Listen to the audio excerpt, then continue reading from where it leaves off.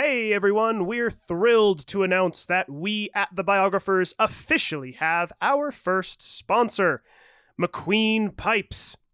If you're like me, which is a nerd who appreciates high-quality handmade products that are also inspired by The Lord of the Rings, you gotta check out McQueen Pipes. You've got pipes with names like the Ranger, the Wizard, the Halfling, the Goblin, and the Barrel Rider. Whether you enjoy pipe tobacco, vaping, marijuana, or just appreciate the craftsmanship of a handmade, wood-stemmed pipe, McQueen Pipes has got you covered with all kinds of accessories to accommodate your smoking preferences. Check out McQueen Pipes today and use the code BIOGRAPHERS at checkout to receive 15% off of your order. That's Mac like mac and cheese and Queen like the Queen of England. McQueenPipes.com and use the code BIOGRAPHERS at checkout to receive 15% off of your entire order. Don't wait for the return of the king. Check out McQueen Pipes today. I do hope you can see me today from where you are. Ich bin ein Alien. If I'm generally anything, I guess I'm generally miserable. This modern world of science and invention is of particular interest to women. The people, I would say, there is no patent. Would you patent the sun? I regard myself as a soldier, though a soldier of peace. Welcome to The Biographers.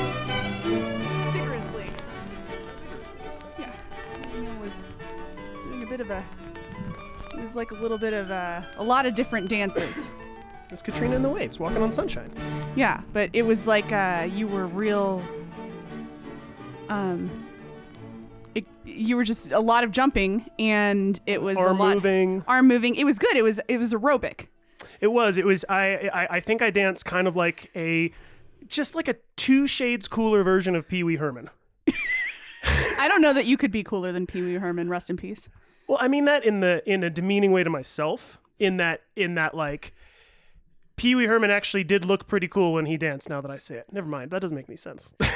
Okay. Two shades worse than Pee Wee Herman. Maybe that's a better way to say it. When he died a couple months ago, Yeah. all these people were posting all these like birthday videos and cards that he had sent them even when he was sick, because I think he had cancer. Yep.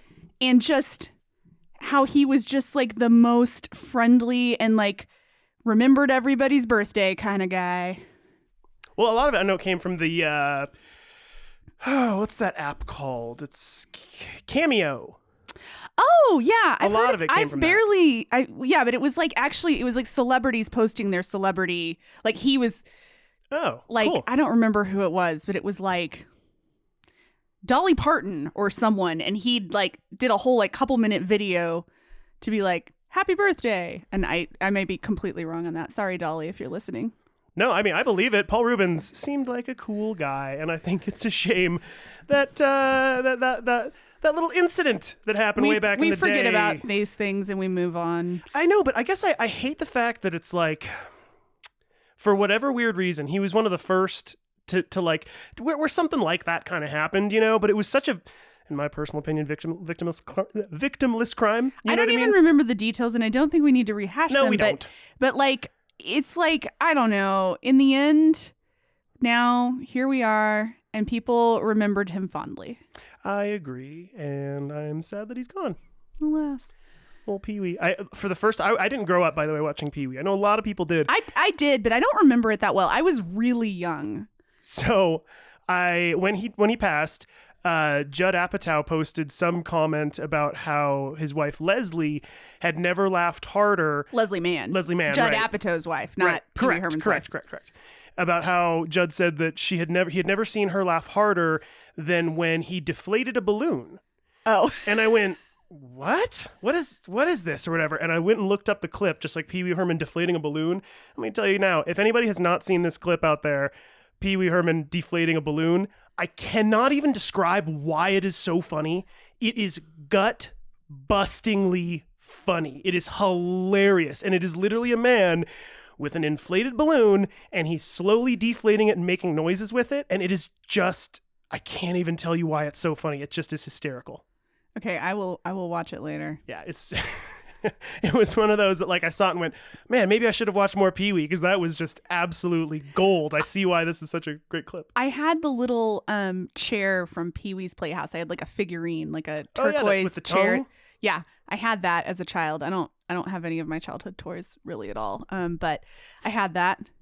I don't know if I had a Pee Wee Herman doll that went with it. I think I probably just did. the chair? I probably did, but the chair was like colorful. You know, it was green and like turquoisey, and anyway, it was colorful. It was aesthetically pleasing to a child. Sure. Anyway, but hey, welcome to the Biographers podcast. Yay, welcome. We're here. We're here. I feel like we've been here for a while, but we had a meeting earlier today. Hey, everybody. yes, I said that right, everybody. We had a meeting. We had a business meeting related to the earlier podcast today. Yes, we did. Not to have too much dirt on my shoulders that I'm brushing off over here. Oh yeah, we're very it's not, fancy. nothing crazy or anything right now. Yeah. But yeah, we had a little meeting earlier today, and now to the podcast itself, I suppose. Yes. But I feel like this was almost too short of an introduction. I feel like we haven't just messed around saying nonsense for long enough. Like we normally do. For everybody that doesn't know this, I'm the person that very, very lightly edits our episodes. I tried really hard not to edit much out because I don't really care enough. But it's for things like coughs and stuff. I try to get it out. But I have to listen then, therefore, to every single episode. I will play back every single one of them. And I am surprised every single time by just how much time we take up at the beginning talking about nothing. I'm not surprised at all. I'm fully aware of how much time is spent at the beginning. It's not. That's time blindness. Is that it? A little bit. Huh. I think. Also, it's just having fun. I was going to say time flies when you're having fun. That's what we used to say when I was a kid. So I feel like Yeah. that's Yeah. like what this is. But anyways, So speaking of more dead people. so speaking of Pee Wee Herman, let's get back into Queen Victoria. Yeah. If we recall, we left off with the tragic, untimely death of Prince Albert. Prince Albie, poor guy who was saying strange things as he was going, like, I'm so silly. Oh, yes. I'm so silly. It was sad. I don't know. It was very sad. No, I'm not trying to make too much light of Yeah, it or I whatever, know. other than him saying funny, silly things. But very, very sad. Yes.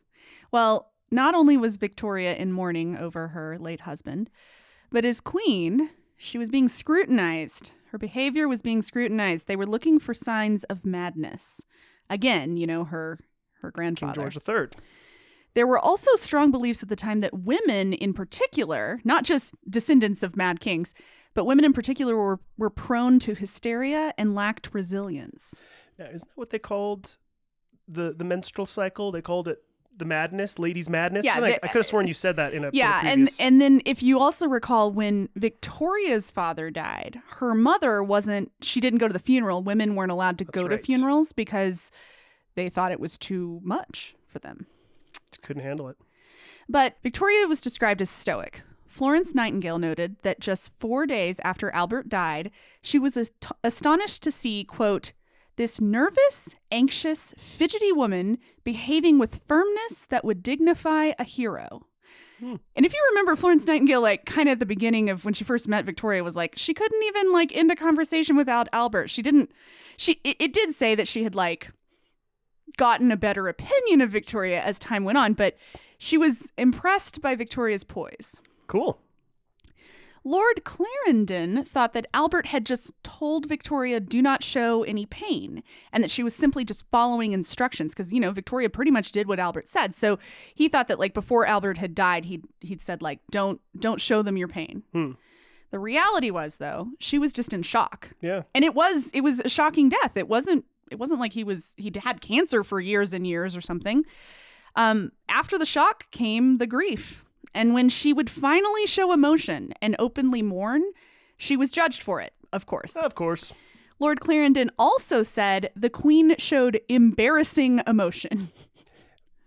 Okay. Did they expand on that at all? Well, I mean, she was known at the time to outwardly express that she was upset. She would not, she wouldn't hold back. We'll get into some more things that happened, but she was definitely, she was quiet at first. I think she was completely in shock. And then it was like, everybody needs to know that I am in pain. I mean, like I would honestly kind of expect And wasn't there, I could have sworn that you had said when he passed that she was pretty hysterical, right? Pretty. I mean, like, in the moment she was, Okay. and then she kind of settled down, and then she got really calm, and then she got really, really sad. And she'd been prone to bouts of depression over the years. Remember, Albert would be like, just get over it. Yes. And she was like, I can't do it. So Victoria established a 2-year mourning period for court. This was an unprecedented amount of time. Many subjects voluntarily joined her in mourning. She'd already been wearing black for most of the prior decade because of all of the other deaths we mentioned before. Oh, whoa. So she would wear black whenever anybody died, and she'd been wearing black more than not because all those people had died. Crazy. So after 2 years, her daughters and her ladies in waiting would be allowed to wear what was called half mourning clothing, which was gray, white, or light purple. Wow. So they had to wear black, and then they could switch to gray, white, or light purple. I feel like that's when you know fashion has gone too far, when it dictates how you should be feeling right now. You know what I mean? It's like, okay, it's been 2 years, so you're still in a little bit of mourning. You need to let everybody know. Wear your grays, wear your whites, wear your purples. It was a sign of respect. So Victoria was, we'll get into it more, but it was like, you wear these clothes to honor the dead. Okay. And then even though she probably would have had them all wear black for the rest of forever, but she couldn't really do that. Yeah. So for 2 years, though, 2 years. It's a long time. 2 years. It's a long time to wear black. It's so, like the guys from The Strokes. That's what they did for like 5 years.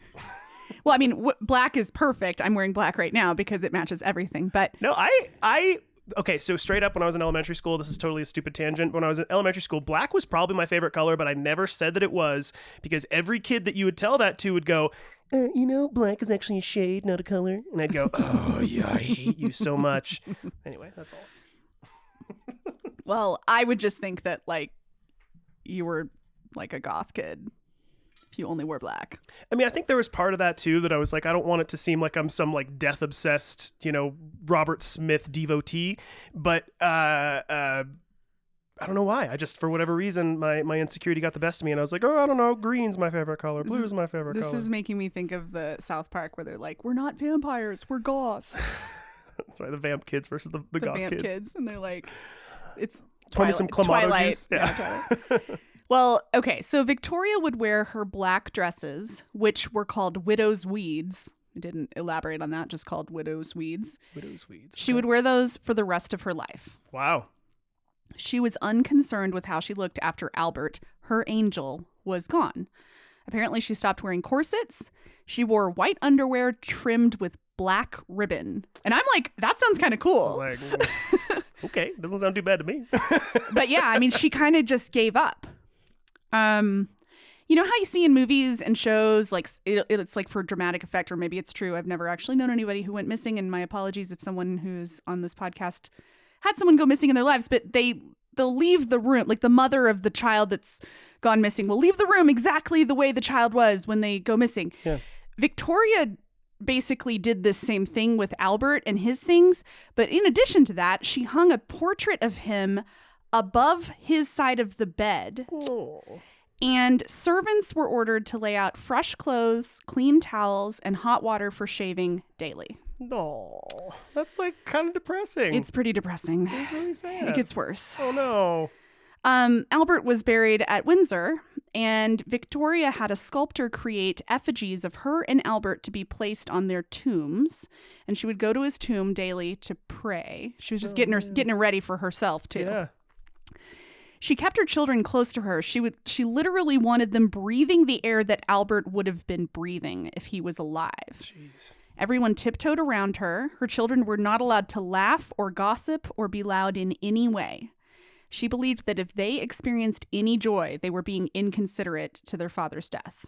And this was for the rest of her life? This is how she would... This part seems like it was for the immediate time afterward. But like no one was allowed to be happy. Ever. You couldn't laugh. Sad. A little kid says the darndest thing and you're not allowed to react. Quit feeling joy, child. Yes. Here, it gets more fun. She would have her children pose with a bust of their father, looking sadly upon his face. And then she would distribute these portraits to the public. And you can find these. So you can see pictures of the family, and there's a white bust of Albert in the middle, and everybody's like around it looking up sadly and longingly at it. That's kind of macabre. Yeah. It's like they invented that word for this. She commissioned books of his speeches, a biography, paintings, and statues. She did everything in her power to ensure that he was remembered as, quote, Albert the Good, the handsome, knightly, righteous, inspirational. She buried him with a sultry photo. Oh, of her? Of herself. Was it the one with her hair let down? It didn't say it was the exact same one, but it said it was made when she was 24. Her head leaned against a red couch and she was looking over the side of her shoulder. So I don't know if it's the same one that we talked about before or another similar one. Here's the really weird part. Before he was buried, she had a marble cast taken of his face and hands. Okay. She would keep the marble hands near her bed and would sometimes pull them out and pretend that they were his hands and like cuddle them. And like think, oh, it's like his warm hands, but you know, it was marble, so it was cold. Nobody can see my face right now, but it's contorted. So have you ever seen the boyfriend pillow? I don't know if I see the boyfriend one. I've seen the ones from Japan where they're like full size like anime characters. No, this is literally like a hand, and then it goes up the arm, and it's the shoulder, and it's kind of like the chest, and it's wearing a blue Oxford shirt, and it's like an arm so that you can get snuggled. Feel like something by an arm. You. Oh my gosh. Yeah, it's called the boyfriend pillow, I think. So that's what I think of, but a lot harder because marble. So okay, so all I can say is this: my grandmother, who's very, very lovely. I love my grandmother to death. She's my last remaining grandmother. She's married to my grandpa Alan. He's like, pseudo grandfather kind of a thing. They're both getting up there in age, and their memory is both starting to go. And my grams, she has a cat that is named Charlotte. Only it's not a cat; it is a robot cat. I've seen these. And so first of all, when we talked on the phone a month or so ago, she told me all about Charlotte, all the things about Charlotte and all the tricks she can do and all this kind of stuff. And I thought that was that because it seemed like she was telling me this story as if it was just a funny thing and the grandkids thought it was great, blah, blah, blah, blah, blah. Well, no, I go to visit her a few weeks after that, and she'll sit there with the cat in her lap. And she'll pet the cat, and the cat will meow, and the paw will go up, and she's like, watch, and if you do this, it'll turn around, and she seriously So she's aware that it's a robot, though. Yes, but at some point she may become unaware. Because I don't think she'll ever get to that point. But it was one of those things, and where I'm going with this is, at first I don't even know what the right emotion is to say, but at first it was weird. It was weird. Yeah, it was weird. And then time went on, and I just went, who cares? It's making her feel joy, and it's bringing her comfort. And yes, this with the hands and the cast of the face, it's weird. But then there's this part of me that goes like, but man, it's like, I cannot imagine if like Kat went tomorrow or something, my wife. And I don't know what I would do. I would freak out, So no, I do agree. I do agree. Somebody you love that much can be funny things. I adjust a little bit, and I talk about the boyfriend pillow. But it is interesting. I mean, they used to make like death masks. Like they used to take casts of people's faces very commonly. So, but it definitely was a little odd. Odd, but I understand. I'm just trying to give her some compassion. You know what I mean? Because it is strange, but it's one of those where it's like, poor thing. Yeah. Like, no, I know. She's got 9 kids. I know. And then her hubby died unexpectedly. Her perfection. Well, she longed for him, and she didn't like to go to bed alone. And she said, quote, "What a contrast to that tender lover's love, all alone." Oh, it's pretty sad. Very sad. To this end, she wished she would also die soon. Wow, that's sad too. She wrote to Albert's childhood tutor and said, quote, "My only wish is to follow him soon. To live without him is really no life." Oh. Taking this so far as to make sure all of her children had guardians, and she updated her will. Wow. A few days after Albert died, she actually held counsel, but noted that quote, her mind was strained to its utmost limit. I mean, I wouldn't be holding a council meeting 4 days after my husband died. No. A few months later, she actually told the prime minister at the time to tell the leader of the opposition party, who was Lord Derby, quote, that if the opposition succeeded in turning ministers out of office, they would do so at the risk of sacrificing her life or reason. Oh, wow. And they actually laid off. Like, she just wanted everyone to just chill out so that she could, get through this. And, Parliament was like, okay, we'll calm down for a minute. Yeah. It's like, oh, okay. Wow. Very nice of them. Seriously. Didn't expect that, really. Didn't expect that. A few months after Albert's death, Victoria requested a private audience with Alfred Lord Tennyson. He was not that thrilled because he stated he called himself a shy beast that liked to keep in his burrow. He was a poet, so Okay, cool. despite the fact that his whole family actually loved the Queen, himself included, he actually loved her. He just didn't really want to go somewhere. Yeah. The introverts. They believed his family believed her to be, quote, beautiful, not the least like her portraits. Oh, that's another backhanded friggin' burn right there. Not we were talking for about that her. all the time. But I'm still just saying I feel like it's just the British. They just have a very good way of just having. We talked about how all the portraits look different and they're not that good, and so she's beautiful, not the least like her portraits. His son Hallam even wrote, "The Queen is not stout. Her Majesty has a large mind and a small body to contain it therein."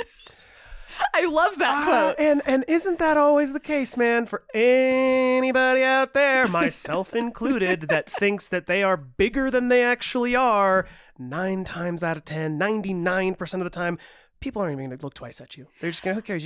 You look like a totally fine, normal human being. So it's good to know that Victoria had these same insecurities. I do feel like people talked about her like she was overweight. Just kind of okay, you've seen Love Actually, right? Yeah. And then Natalie, who's beautiful, and Is then she they're the one like, that's oh, with, the chubby one, oh, chubby, and she's the one with Hugh Grant, right? Yes. She's the prettiest one in the whole movie. I mean, she's awesome, and then everyone's making fun of her, and then her ex leaves her because of her thighs like a tree trunks or something. No. Anyway, long story short, body shaming's mean. Yes, agreed. Don't do it, people. Tennyson's wife, Emily, said that one feels that the Queen is a woman to live and die for. So they were all enthralled by Victoria. Yeah. Victoria wrote of Tennyson, quote, had some interesting conversations with him and was struck with the greatness and largeness of his mind.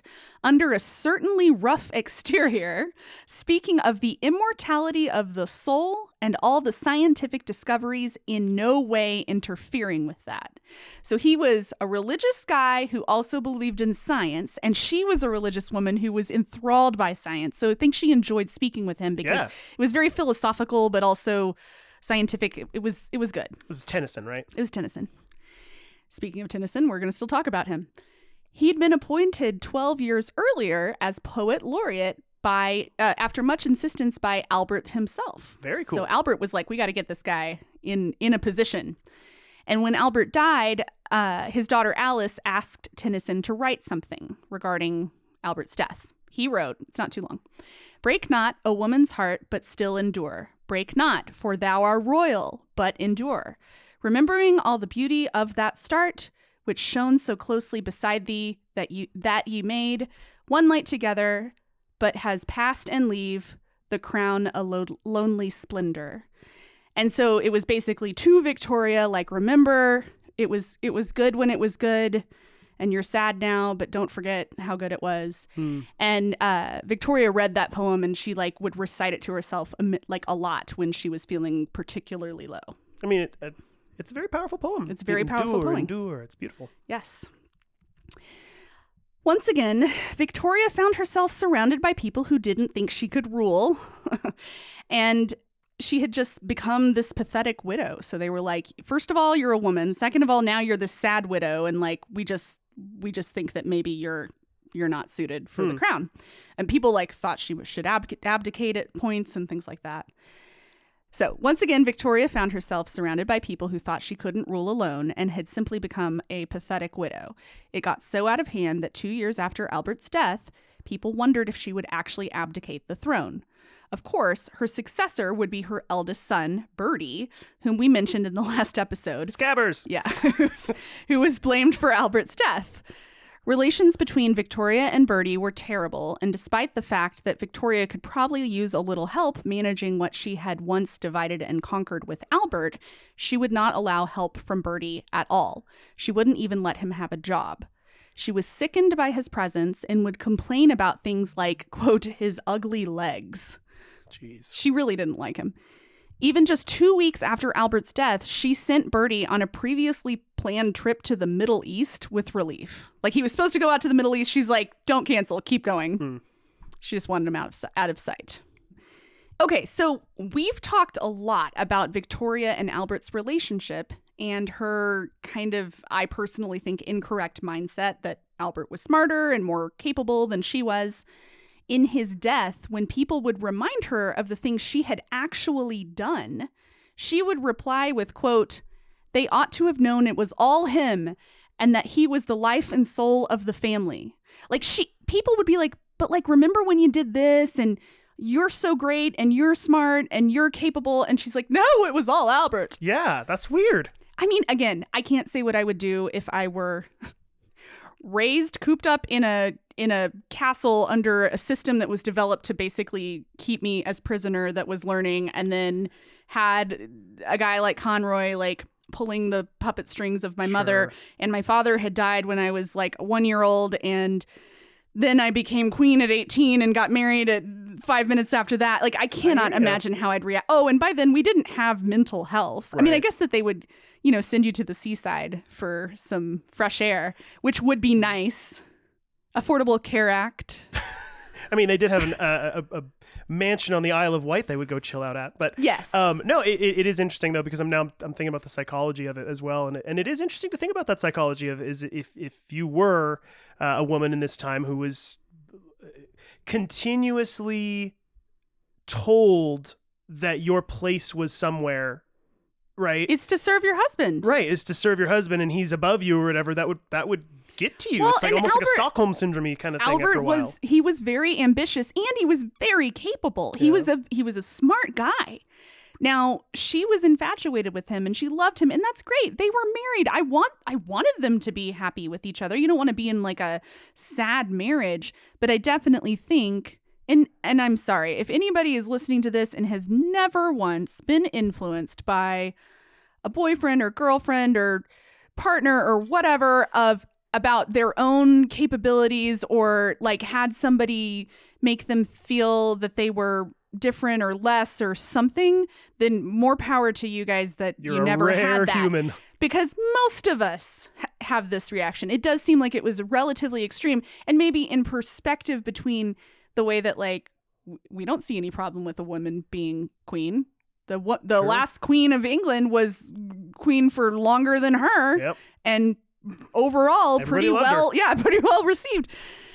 So I don't know. It's we have so much perspective now. It's true. So that's not fair of us, but I still, it makes me sad because I'm like, man, like you were super powerful. Now we'll get into some more stuff that comes along. It's not like she was just sitting there twiddling her thumbs. Right. But yeah, it's interesting. They had an interesting relationship, but he's dead. So let's keep going. Yes. Florence Nightingale had said of Victoria after her visit to Balmoral after the Crimean War, the one we talked about, that visit we talked about last episode. She said, quote, Victoria was so mistrustful of herself, so afraid of not doing her best, that her spirits are lowered by it. So she was having some confidence issues, which we've talked about a lot. And she went on to say that with Albert gone, now she is even doubting whether she is right or wrong from the habit of consulting him. So then she was like second guessing, like, what do I do? What did I do? Should I have done this? She also noted that Victoria had not been spoilt by power, though. And remember, Florence she would travel under an assumed name and stuff like that. So like Victoria liked that about her. And so she was really like a humble person. She said that Florence Nightingale said she respected and was fond of Victoria, And it was quoted to say that Victoria was shy in her shabby little black silk gown, and noted that Victoria had such depth that she could now not go through the vain show of a drawing room visit. She was like, she can't even be bothered to go to the drawing room after dinner because she's just not, into all this like hullabaloo of the royalty and stuff. She liked her for this like kind of humility and like stoicism that seemed to come after Albert died. Now, I think I know, but a drawing room is like just a chill zone, right? Yeah, it's like going, so you have dinner and then you go into the drawing room afterward. And I think we talked about how no one was allowed to sit. Right. So it's like you retire to the drawing room after dinner and people have some sherry cigars. or Yeah, something, like if you watch Downton Abbey, they go to the drawing room. Gotcha. Okay. So yeah, I would like to go to the drawing room after dinner, but most of our houses don't have drawing rooms. I feel like if you lived in a house that has a drawing room, you've arrived. Oh yeah. You know what I mean? Like 100%. If you said, let's go to the drawing room, and be like, oh wow, look at this person.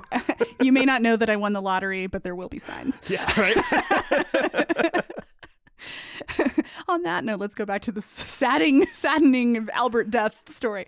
Yeah. So saddened by Albert's death was Victoria that the queen, known to dance the night away, would never again attend or hold another public ball. David Lee Roth is gone. No more music with Van Halen. It's very sad. I just remember like talking about how she like danced until 2 a.m. and like her feet would hurt, and then Albert would be like in the corner like, oh, I'm so tired and I feel like that. I've made jokes about Van Halen, but now I really am listening, like thinking about this and going like, what kind of music back then was just like, just such a freaking jam, dude. Such a banger. I don't know. That it was just like until 2 a.m. I gotta be up dancing. My feet are gonna hurt. I don't know. You're gonna have to look that up. You're the music department in this team. I mean, I know that like Franz Liszt was around this time, and he was doing stuff, and he was like the Beatles of his time, basically, and that's no exaggeration. Well, maybe we can find some Franz Liszt. Yeah, and I'm wondering if that was maybe. Was he German? He was, I want to say, Hungarian. Oh, I was gonna say if he was German, like he's Victoria's, But he toured. He toured massive all over. He Europe. was like the Taylor Swift at the time. I am not exaggerating when I say he was one of the first musicians that was a musician of the people. So the people loved him and would literally chase him down the streets because the women loved him so very much. Ooh, I am not kidding. Groupies. Look him up, guys. Franz Liszt. He was I would say the world's first rock star. Nice. Okay. Yeah. Well, maybe he should be a subject of a biography. He is on my list. On your list? The list is on your list? He is on my list. You could say. He's on my list, you would say? Yeah, he'll be. I would say relatively soon. I don't know when, but I'm very interested in doing the life story of Franz Liszt. But anyway. Well, I want to hear some lists now. Yeah. Okay, so she never attended or held another public ball, and when she attended poor Alice's wedding in July, she cried, thinking that she had planned the wedding with Albert, and he wasn't there, and the event was more like a funeral than a wedding. Jeez. That's a quote from the book. She actually skipped the reception. And she ate dinner like in another room. She like didn't. She's a drag right now. I She's mean, a I get super it, drag. but I mean, it's a drag. Yeah, yeah. Well, there's no medication back then. You couldn't just pop a little, pill to feel better. That's fair. I mean, there was booze, but I don't know. And she did There's like her laudanum. scotch. There's laudanum. I don't know if that would just put you to sleep. Now, she did like her new son-in-law, Louis, who was, but was also saddened by Alice spending more time in Germany with him. So she was happy at least that Alice married a guy that she liked. But Alice went to live in Germany with him, and she got sad about that because she wasn't in England with Victoria. Well, she's still got like 6 kids puttering around. Got lots of her. kids. So though her life was filled with her children, it was also filled with in-laws, ladies-in-waiting, friends, family, politicians, ministers, poets, servants, and more. And she still felt isolated with no peer to speak to. Remember, there's no one to call me Victoria. Yeah. So she felt alone. Even her visit to Leysin in 1862 did not lift her depression, though she was said to have been moved by the visit. Well, I know they had a super tight relationship. Yes, super tight. So when Bertie married Princess Alex, remember his sister had found Alexandra of Denmark and said, hey, you need to marry this chick. He ended up marrying her. Cool. When he married Princess Alex, Victoria, dressed in her signature black, blank, I don't know what blank is. Blank stare, probably. Blank technically is black. It's void. Yes. So there you go. The ladies and the royal daughters were allowed to wear the half mourning colors of white and lilac, though. So Oh, well, lucky them. yes. Her children were marrying off and had new partners, and she remained alone. She walked into the wedding under a covered walkway, wore a veil, and she also did not attend this reception dinner. She dined in another room with young Beatrice, who was 6 by then. Jeez.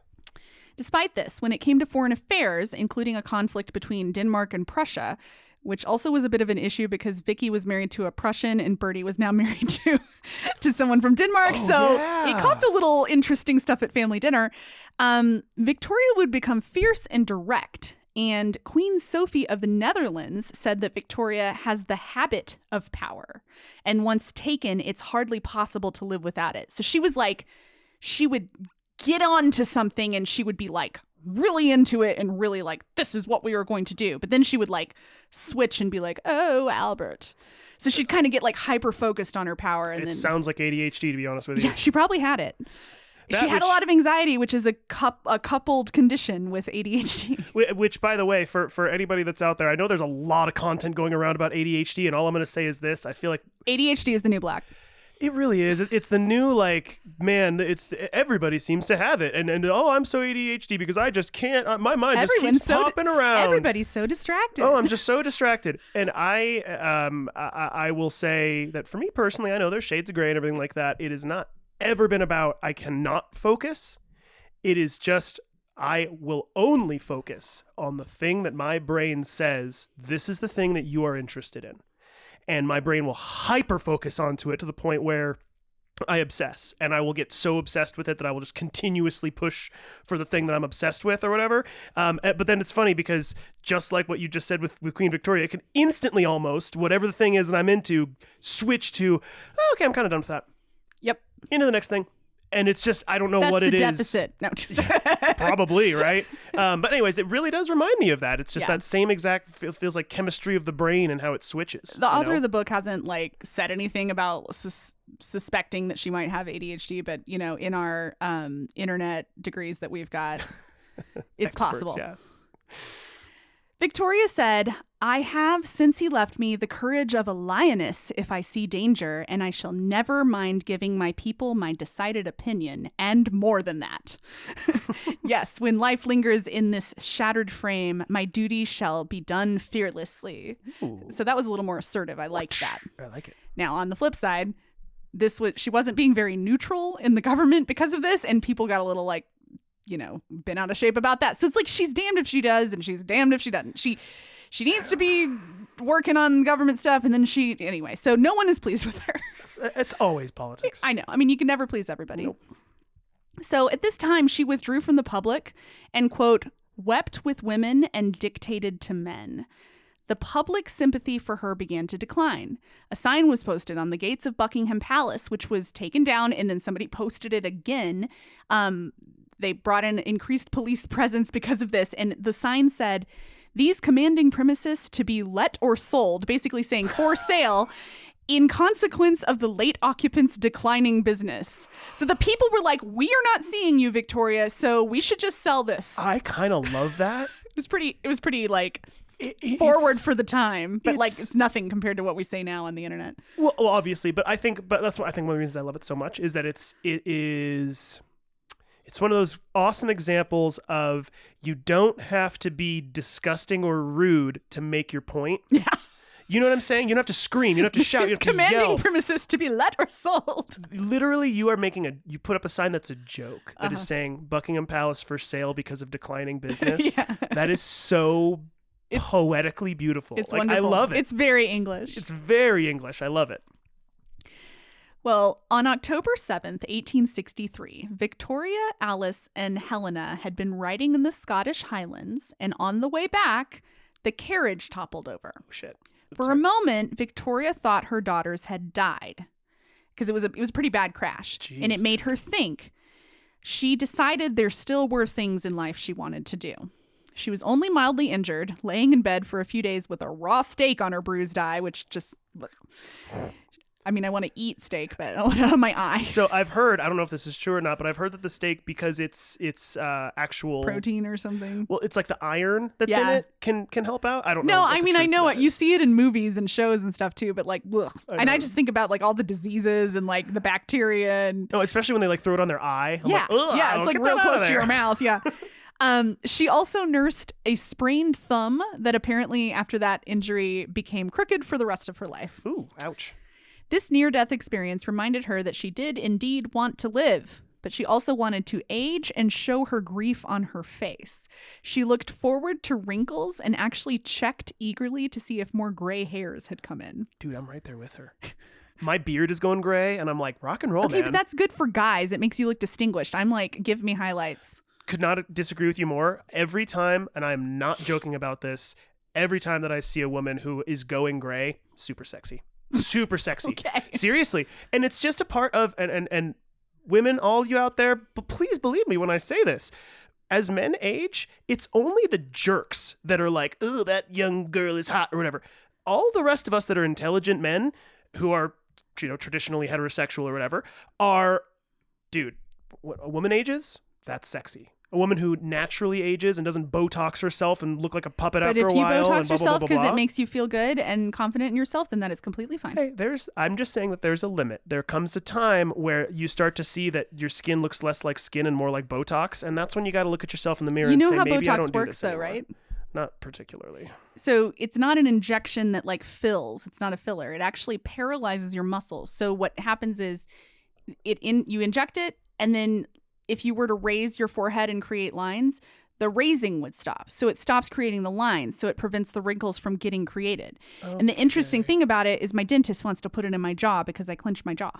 No, I've heard about like the different medical benefits to it, and we can move on from this immediately. All I'm saying is that shaming people who like to use cosmetic whatever is the same as fat shaming. I don't want to shame anybody who's doing it. I just want to emphasize that you don't have to do that to be beautiful. I'm saying that wrinkles, like Queen Victoria is saying, in my personal opinion, and gray hairs, that is beautiful. In Daniel's opinion, I you do not have say to do those you things don't have to for obey- him to perceive you as beautiful. Or Yes. I would argue many, many people. Yes, you I don't agree. have to do that. So I anyways, agree. that's all. Okay, so during the time when she was looking for her gray hair, she also continued to work. Behind closed doors, mind you, giving honors awards, directing prime ministers, raising objections to appointments. So she wasn't in the public, but she was doing stuff. Of course, more death came for Victoria on December 10th, 1860. This is going to be like, I'm listing a lot this episode. Death. But when you start living longer, more people around you start dying. December 10th, 1865, Uncle Leopold died. Uncle Leo. Hello. She was 46. She was the queen. She was the single parent of 9 children.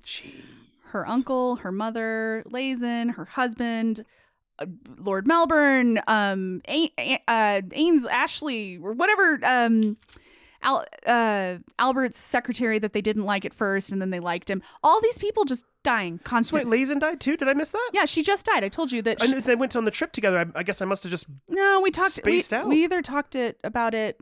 No, we talked about it a couple episodes ago when I was like, she lived until this time by herself, and okay. she remember she was talking about And her. then thing. she... Okay, so Yeah. now we're caught I kind up of to the point. re-referenced that she had a visit, and Gotcha. I kind of wrapped up Lazen a couple episodes ago. Yes. When she got sent away. And for those wondering, this is the second to last episode on Queen Victoria.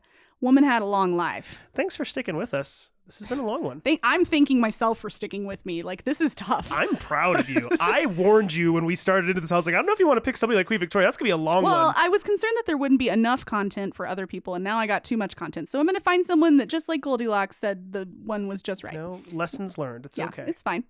Anyway, so Uncle Leopold died. This also did not help her depression. Jeez. People continued to call for her to appear in public again, but she hadn't for years. Her royal doctors, no mention of Dr. Clark here, by the way, her royal doctors said that it would be, quote, most undesirable for her health to appear in public. She refused to open parliament for a few years because it would give her, quote, moral shocks. I don't know what moral shocks are, but I've felt them. Which, by the way, not that you need to know this at all, but I actually do know who her royal physician was at this point. Oh, you do? Yes, and it's because it's linked to a person that I'm currently researching. There is a royal physician. Who was it, though? Quain, Dr. Quain. Oh, I didn't. who's I from have not Ireland. read that name yet. Okay. And Quain, he actually had a book called Quain's Book of Medicine. And in my episode that I'm working on, or it's actually already finished, I'll mention it more and everything. But that was who took over eventually, was a guy named Dr. Quain. There are some others. She had more than one physician too. I've not seen his name yet. But anyway, so the doctors, probably Yes. Dr. Quain, said that she would have moral shocks. The Times even wrote protesting Victoria's absence. The reality was she was not unwilling to work. She was unwilling to appear in public due to the severe anxiety that developed after Albert's death and manifested in a form of social phobia. She finally opened Parliament again 5 years after his death in January 1866. And she only opened Parliament 8 more times in the remaining 39 years of her reign. So she kind of did that. She was supposed to be doing this like every year. On June 12th, she actually gave Helena away at her wedding. So that was good. Yeah. Despite the fact that the Archbishop said it was unusual for a woman to do so. We still say that. I don't like it. I know. Because it's nonsense. But and by the way, every you're time the that I've freaking seen Queen of somebody, England. I know. And every time, for anybody out there that I've seen somebody who is walked down an aisle that is not like a man or something, I always go rock and roll. Yeah, awesome. I don't even care. I don't know what the story is, but it's great. I love it. I don't think there should be any rule to this. That's just me personally. Well, so anyway, I think it's funny that she said, "Well, forget you, Archbishop." I would. I'm just glad she's finally kind of doing that a little bit. You know what I mean? She's moving. It's a process. I've been frankly surprised over the past few episodes to hear that she has not been as assertive as I imagined. It is you know what I interesting. mean? And that's on me because I didn't know enough about her. But continue. It's interesting. Yep. Victoria developed a kinship with widows and surrounded herself with widows as a coping mechanism. In 1862, the New Hartley mine collapsed and killed more than 200 men and boys. I guess it collapsed and then they were trapped down there and then they all just died and then anyway, they found them all and it was terrible. What is it with the UK and these Mine awful collapses? mine I collapses don't and know. mudslides? It was the and stuff? 1800s. I don't know. Gosh. She received a Bible that was signed by many loyal English widows, which included the signature of 80 women who'd lost their husbands in that mine collapse. She wrote a letter back thanking them and calling them her, quote, kind sister widows. She later wrote to Mary Todd Lincoln after Abraham Lincoln was assassinated. Oh my gosh. And I think it said something like, Mary Todd Lincoln was like, I know you can understand my pain, basically. Like, you're a person who can understand. I mean, think about it, too. Because president, prince consort, And now I'm honestly, all I can think about is I want to read that letter. I can only imagine what a letter from Queen Elizabeth, or not Elizabeth, Victoria. I'm thinking of Elizabeth because I was just thinking about this landslide incident that happened with Queen Elizabeth. But that letter from her to Mary Todd Lincoln, I feel like that'd be, and the response too, I feel like would just be an amazing little read. I'd be curious to know if that's online somewhere. Well, in general, at the time, women mourned longer than men did. Widowers were more likely to remarry, or were likely to remarry after even just a few weeks. Women weren't. Jeez. At the time, 1 in 3 women aged 55 to 64 was widowed, and only 1 in 7 men were. Whoa. Oh, it has to do with infant mortality, I guess, what would you call it? Pregnancy mortality rates or birth? No. It's saying that there were more women that were widows whose husbands had died because women live longer than men. Yeah. Gotcha. Only I thought it was saying that more women passed, so that more men were widowers. Oh, no, wait, you're right. Only 1 in 3 women was a widow. 1 in 7. No.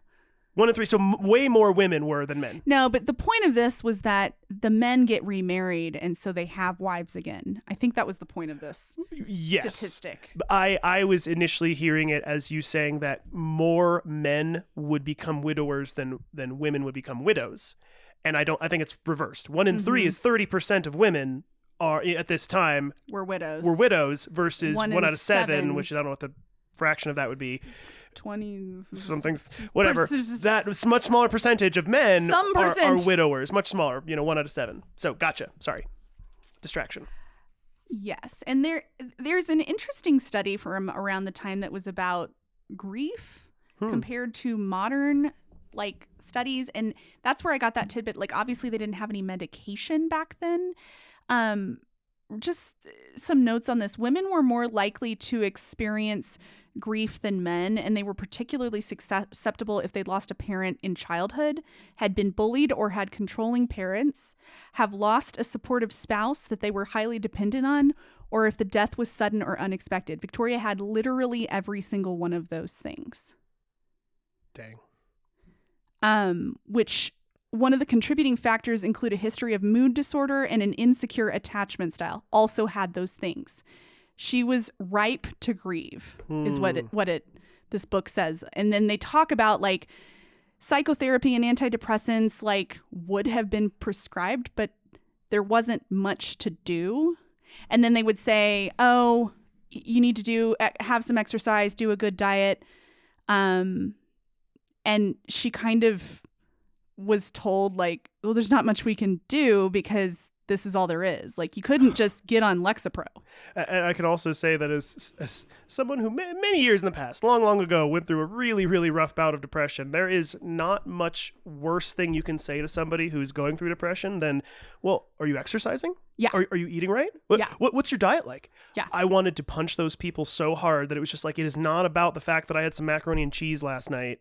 You know what I mean? Like, this is something else. And you remember I will say that recently I've been eating healthier and I feel physically better. I condone that. But I do for sure. agree. And I there's a quote that's like, food is the most abused drug and exercise is the most underutilized cure or something like that. But the reality is when you're having that chemical reaction in your brain, it's hard to get up and move. Exactly. And that was the thing, is that it was just sort of like, I guess where I'm coming from is that when somebody would ask me that, it was, I didn't say it, but what I wanted to say was, dude, I can barely bring myself to eat. Yeah, I know. It's you know what I mean? So if I can, wolf down a slice of pizza, I'm going to do it because otherwise I'm just not going to do it. Yeah. You know? So anyhow, this is empathetic. This is very, yeah. Well, Victoria did eventually begin to come out of her grief. Good. In November of 1866, her son Affie had Victoria woken up to come to the window so that she could watch a meteor shower. And she thought it was so beautiful that she sent all the servants and said, wake everybody up. Nobody can miss this. Oh. So I think about her sad, and she wakes up and she's got her little wrap around her and she's in the tall window at Windsor, and the moon is shining and the meteors are, and it's like I can just like picture this picture of her in my head from that thought. It's like you get those little small reminders that like beauty still exists out there and things are still wondrous and amazing, and I love that. Yes. Well, Victoria's kinship with the widows did not provide her with the companionship and protection that she had lost from Albert. Like you can like write a bunch of letters to widows and wallow together and feel sad, but she lost her husband and she was seeking companionship and protection from a man, Doesn't fully fill the void. From a man. She found someone to fill the void. His name was John Brown. Oh, there's a joke in there somewhere. John Brown was a gillie, which is a Scottish term for a man or boy who helps you on your like hunting and fishing trips. So he's like a guide. A guide, yeah, okay. Also, I think of ghillie suits, which would help you hide. I have a ghillie suit. And I think I remember you wearing that ghillie suit. For Halloween. Yes. I was my Last Man on Earth costume. Yes. So the doctor had ordered Victoria to ride her pony for her health, and John Brown was brought to help with the pony in the winter of 1864. His position as helping with the pony soon became permanent, and it was described as an unusually elevated position. So, oh, go ahead. No, I'm laughing to myself because now I'm going like, the new euphemism is going to be helping with the pony. Helping with the pony. So I'm like, hey, hon, you feel like helping with the pony? Helping with the pony. But I will say, I'd never heard of John Brown before. So this whole part was like, ooh, interesting. Yeah. So as we mentioned before, Victoria's journals were edited by her daughter Beatrice after her death. And actually multiple children edited her journals, and many people edited her journals. Yeah, you mentioned this. There's not much in the diaries and journals about John Brown, but from what there is, we know he was a big, burly, beautiful man who was the prince to Victoria's damsel in distress. Ooh, this, by the way, totally reminds me of Lady Chatterley's lover. What? Have you ever seen or read or anything? D.H. Lawrence book, but it's basically about different circumstance, but a man is crippled from the waist down after war, and his wife needs companionship, to be honest with you. Oh, so okay. And there's this groundskeeper who she falls in love with, and it becomes a very complicated situation, and that's Lady Chatterley's lover. I see. Yes. Well, John Brown, I picture something like Outlander because he was Scottish and he was a big burly guy. I hate Outlander I don't watch Outlander. I just picture that. That's what I see. Kat loves it. For everybody out there that a lot of goes, people "You're love crazy." Outlander. My wife loves it. Tried to get me to watch it. I just got frustrated because it literally just. I won't get into this. I mean, I don't know. We watched a couple episodes when we were in Scotland when I was kind of sick and like we just needed to like have something at night. Yeah. But I don't know. I just pictured that guy. My main thing with Outlander, all I'm going to say, and I know this is a bad sidebar, all I'm going to say, though, is that it just felt like her actual husband, who she left behind mysteriously in the 40s or whatever it was after the war, just got screwed. He didn't do anything wrong. I get his ancestors sucked, but his wife just disappeared on him. The love of his absolute life just disappears. And we're all supposed to watch the show and go, but it's fine because this hunky Scotsman is taking her. It's like, no, thank you. That just makes me sad. It just made me too sad. I didn't want to watch it. Well, I still picture basically a hunky Scotsman with Victoria. I will fully admit that the guy she ends up with, the Scottish guy, is a honk. He's a honker. But yeah, so that's probably a good comparison. So John Brown spent about 18 years with Victoria. He was always nearby. 18 years? 18 years. Jeez. And Victoria eventually called him her best friend. Quote. It gets better. People called him the Queen's Stallion. That's a great freaking title, dude. There, of course, were rumors that he was more than just a helper. She'd met him before, actually, when she was 31 and he was 23. And the ever-descriptive Queen had written that he was, quote, a good-looking, tall lad of 23 with fair curly hair, so very good-humored and willing. So that's what she'd written about him like in the past when she met him when he was younger. Okay. He ultimately became closer to the Queen than Lord Melbourne or even Lazen had been. Jeez. People were shocked and talked a lot about the familiarity between Victoria and John Brown. In one anecdote, Lady Jane Churchill and other ladies were walking with Victoria in the Highlands, and Lady Churchill fell. John Brown picked her up and said, Lady Churchill, he picked her up and he said, your ladyship is not so heavy as Her Majesty. And Victoria, dude, John! Hold on. Victoria laughed and replied, am I grown heavier, do you think? Oh, I love it! And Brown says, well, I think you are. I love this. John Brown, I'm Team John Brown. This feels like what okay, maybe controversial, but I feel like move over Albert. Let's get John Brown in place, okay? Because he seems like he's a grounded, cool dude who makes her feel comfortable. Yes, and that's part of it. Like, he was like a guy, and she was absolutely the superior. Because he was just a Scottish guy. What? Oh my gosh. So like the power dynamic was 100% right. It was never Albert, like Albert was always like kind of trying to be the king. And this guy is just a guy. Yeah. It's like, it almost reminds me of how like Wesley treats Buttercup before she knows that he's Wesley when he's the man in black in Princess Bride, you know, where there's like this attitude of just like, I don't care who you are. I don't care if you're a princess or a queen or whatever. I'm going to treat you like a person. And that's what I like about him so much. And that's what Victoria liked about him too. Yeah, I like John Brown already. I hope he doesn't screw things up. Well, apparently he was a little bit of a drinker, and she did tolerate that, and they used to stay up and drink scotch together. Apparently she tolerated that with all of her servants too. So like anybody who wanted to be a drunk in the Queen's household, it was like, okay, you're passed out for the afternoon, it's fine. I mean, she loves Scotland. She can't expect people to not love scotch too. Yes. Well, her children did not tolerate him so well. They hated him. What?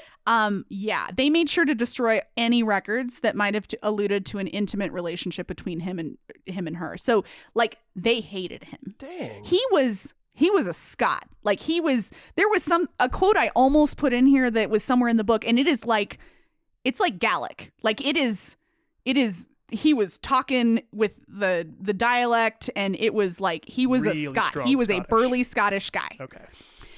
Now, Victoria actually thought he had mystical powers because he had told her before she left the Highlands the year that Albert died, he said, quote, "Above all, that you may have no deaths in the family." And she thought he'd had like a premonition, okay? 'Cause she's a little spiritual. Yeah. Some believe she would use John Brown as a medium during seances to try and reach Albert. And there's a note that this was never proven and that she was the head of the church and she was very devout. So this may be unlikely, but I don't know. It was rumors. Yeah. He was eventually promoted to the title of the Queen's Highland Servant and was given double the salary that he'd had before. Jeez. This was frowned upon because not only was this a very unique relationship, but the public had started to think that the royal family was getting a little spendy. There were 9 children and they were having children. And so they were like, hold up, why are you paying this guy so much? He was also given a house for his retirement. Victoria had Brown's genealogy done and found that he was from one of Scotland's most prestigious clans. And so she was very happy about that because he was like a Scottish clan royalty guy. Huh. I'm getting whiffs of Mabel Dodge in that every little lover on the side that she had to contrive some story about how they were actually related to royalty. Actually, that is interesting. I didn't think about that. But she definitely was like, oh, he's so wonderful. Yeah. In the spring of 1867, thousands attended the spring exhibition of the Royal Academy, where a painting called Her Majesty at Osborne, 1866, by Sir Edwin Lenser was on display. It shows the Queen side saddle on a big black horse, reading papers. Dogs are looking up at her, and the little box that all of her stuff comes in is like on the ground. And a handsome Scottish lad, kilt and all, is holding the bridle. This caused quite a stir. A scandal, actually. People were gossiping like crazy. They called Victoria Mrs. Brown. Oh. Remember, she was called Mrs. Melbourne at one point, too. Of course, Victoria loved the painting, and the gossip changed nothing of her behavior. She wanted to take Brown to a military meeting, and her doctors told the cabinet, quote, "Any strong excitement, and very little excites her, would cause her to vomit violently." Ah! And that Brown was the natural cure she needed. Like he was like her emotional support. Seriously. Brown. The men stared at one another across the cabinet table. The Queen would have a vomiting fit if they asked her to leave Brown at home? And if she could not vomit, then might she go mad? The military review was postponed. That is funny. Nevertheless, she felt a little guilty about her friendship with Brown and fretted that she was being disloyal to Albert. Dean Wellesley, her advisor for church matters, assured her that, quote, "a settled mournful resignation was appropriate and that she might consider Brown's comfort as a gift from God." So he was like, God put this guy in your life. It's okay to be Go friends have with some him. fun. Makes me think of, by the way, do you know the band the Herman's Hermits? No. Back from the 60s. They had a big hit called Henry VIII, and it's I'm Henry VIII, I know that. So that's Herman's Hermits. They also had a song called Mrs. Brown. It goes, "Mrs. Brown, you've got a lovely daughter." And it just makes me think of this now. It's Mrs. Brown. I feel like I might know that song. I just didn't know the name of the band, I guess. Herman's Hermits. For anybody out there that's a Beatles fan, get into Herman's Hermits, man. They were the Beatles before the Beatles. Oh. They were like the first phase of the Beatles. That was just like poppy 60s hits, you know what I mean? That was the Herman's Hermits. They did some really great stuff. Nice. Well, there were many rumors about the nature of the relationship between Victoria and John Brown. Yes. So much documentation was destroyed about it. I mean, it makes me think that they might have been true if her kids worked so hard to get rid of it. I was going to say. Maybe. I'd be surprised if it wasn't, because I mean, it's like of all the things they could have taken out, you know what I mean, and omitted and stuff like that, and especially knowing that the general gossip that was going around at the time and the commissioned paintings and all this stuff. I'm sorry, I'm saying 1 + 1 + 1 + 1 + 1 is whatever that is, 6. I don't know. Well, there's some anecdotes that support something. The sculptor Joseph Edgar Boehm. I did look it up. It's like Boehm, Boehm. A poem from Boehm. Poem from Boehm, but a sculpture. He said that he'd been commissioned to make a sculpture of Brown for Victoria. And he went to Balmoral, and during that time, he heard that the Queen thought that Albert's spirit had somehow passed into Brown. So she thought that Brown, like, was carrying Albert's spirit. It's like how George Harrison thought the spirit of the Beatles went into Monty Python. I did not know that. He did. He thought so. Boehm also said that he saw enough of Brown's familiarities with the Queen to leave no doubt of his being allowed every conjugal privilege. Oh. So he was like, they were so friendly. There's no way they're not sleeping together. Yeah. There was a rumor that Victoria and John Brown had actually been secretly married. It's unlikely because Victoria did not believe that widows should get remarried, and Brown apparently almost married somebody else at some point. There was another story. Okay. There was another story where one of Victoria's doctors, and he basically walked into a room and she was lifting up her skirt and said, "Oh, it's not here." And then he lifted up his kilt and said, "Oh, it's not here." And then they were giggling. And it was like in an official journal of this doctor, which is why it wasn't like redacted, because it wasn't her writings, it was someone else's, and somebody found this later. I say all this, I don't know. Regardless of the gossip, the speculation, and my primary source, the author of the book that I'm reading is my primary source, she believes Victoria was in love with him, hands down. Whether it got physical or not, we'll never know, but it was an unusually close relationship. I'm going to say all signs point to yes. That looks like a green light to me. I mean, pull out your magic 8-ball. Yeah.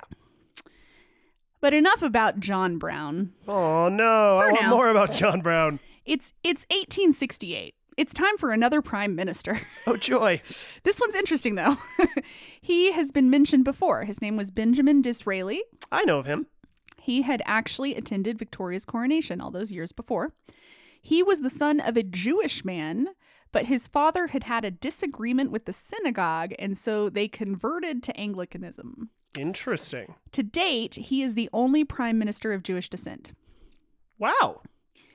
Now, he wore colorful clothes with ruffled shirts, brightly dyed stockings, and many called him a dandy, it just meant he was really concerned with what he wore. I always thought it was like a negative turn for like a gay person, but this is... No, yeah, dandy is just like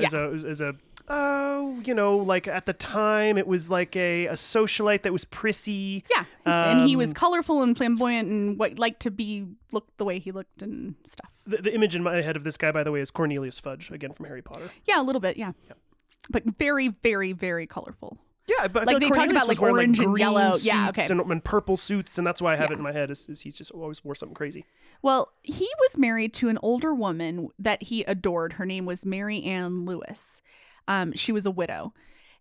He understood the power of flattery, and he used it, sounds malicious, but he took it to the Queen. He was a novelist, and he had a way with words, and he wrote to Victoria that he hoped that in the great affairs of your state, your majesty will not deign to withhold from me the benefit of your majesty's guidance. So he's like, you tell me what to do. Your majesty's life has been passed in constant communication. Okay. Tongue twisters. He was a writer, but it's not easy to read. Your majesty's life has been passed in constant communication with great men and the acknowledgement and management of important transactions, even if your majesty were not gifted with those abilities, which we all now acknowledge. This rare and choice experience must give your majesty an advantage in judgment, which few living persons and probably no living prince can rival. Hey, even if it's a little bit of brown nosing and schmoozing, I like the sentiment. I do too, and she did too. Yeah. When she saw Disraeli next, she greeted him with a very radiant face. Yeah. He had a way of making politics entertaining to Victoria, and as her beloved Lord Melbourne had. he referred to Victoria and himself as, quote, "we authors, us authors," after she published Leaves from the Journal of Our Life in the Highlands, which was from her own journals, and it was a print run of 20,000 and it sold out. So he was like, well, us authors. This guy knows what's up, dude. Whoever He's a said politician. flattery will get you nowhere was wrong. Oh, dude, whoever said that has never flattered somebody. Or been flattered. Yeah, because that is like one of the most universal rules of being a human is if you just give somebody a little bit of a, dude, boost. You're looking great today. A little boost. You're loving that coat. Looking really good. Dude, I don't think there's a person alive that could email us today and say that if somebody said, hey, man, your coat's looking really nice today, you wouldn't just be like walking on a cloud for the rest of the day. You'd be like, hell yeah, my coat looks awesome. Like, just saying. Disraeli deferred to Victoria to most of her suggestions on appointments. So, like, if he was going to put someone in a position, she'd be like, well, how about this person? He'd be like, okay. He was also so influential that he kind of converted her from her Whig party background to a Tory, which was his party. Oh, no. Disraeli's time as prime minister was short-lived this time around. Don't worry, he's coming back. I was going to say, he was only prime minister for 10 months before being ousted by William Gladstone, who Victoria really didn't like because he made her feel stupid. He did not have Disraeli's gift for explaining things in an entertaining and easy manner. However, Gladstone and Victoria did actually pass an act called the Irish Church Act, which allowed the Irish Church to separate from the Church of England, and then the Irish weren't required to pay tithes to the Church of England, so that was like a good move. I didn't know that was a thing. That's crazy. It was a thing, apparently. She was a little there was more on it. She was a little bit concerned, though, that like the Scottish would want to do that. And then she would lose like the Scottish church under her, because she's the head of the church, right? So she was like, I don't know, but she didn't like Gladstone. But we'll get more on him later. In 1870, Victoria lost a couple of friends, as well as she lost Leysin. That was when it was 1870, so it was like coming up, but it said it before anyway. Also, Dr. Clark died. Finally. He was probably practicing medicine up until the last minute. Seriously. Dr. Clark. No, you know what? After Dr. Parmenter, we couldn't like a doctor as much as Dr. Parmenter. I mean, that's true, but Dr. Clark in particular, was just like, dude, what an totally incompetent fool. In 1872, Victoria lost her half-sister, Fedora. Oh. At this point, she started really letting herself go. She was eating too much, and she was also plagued with toothaches and headaches and arthritis. Oh. Also plaguing Victoria was the weight of the well-being of her children. While her relationship with Bertie had improved a bit after he married Alex, he was still reckless and publicly drank and gambled and wooed women while his wife was like off being pregnant and sick. Like, he was kind of a jerk. Affie was also drinking heavily and had an affair with a woman in Malta. Helena was reproached because her babies were, quote, plain. What? And Helena looked older than she should. Well, okay, well, now I mean, whatever. mothers are judgy. Some mothers are judgy. Leopold, of course, had hemophilia and was effectively homebound because of risk of hemorrhages. Prince Alfred had been shot in Australia. Vicky had lost a son. Victoria didn't want any more of her children marrying any more foreign royalty because it really made for awkward dinner conversation. So Louise married a politician who loved poetry. It's speculated that he may have been gay and he was having affairs.